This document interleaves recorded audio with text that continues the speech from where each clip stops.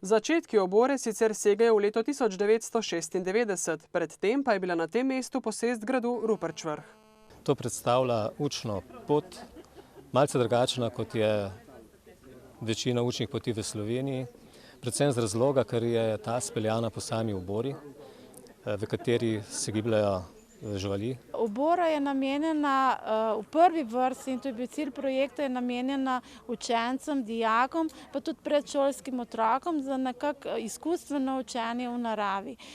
Naš cilj je bil, da otroke, mladino nekako spravimo izpred računalnikov v naravo. Poudarek bo sicer na avtohtonih živalih.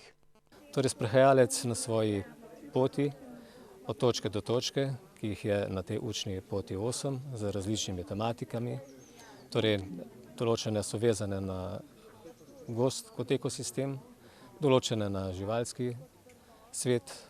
Celotna vrednost investicije je okoli 80 tisoč evrov, od tega je projekt v višini 85% sofinanciranih sredstev LEADER, Evropskega kmetijskega sklada za razvoj podeželja in pa iz sredstev lokalnih skupnosti, partneric lokalne akcijske skupine Dolenjska in Bela krajina. V obori je sicer urejeno tudi otroško igrišče, tovrstnih izobraževalnih površin pa je v dolenjski občini zaenkrat bolj malo.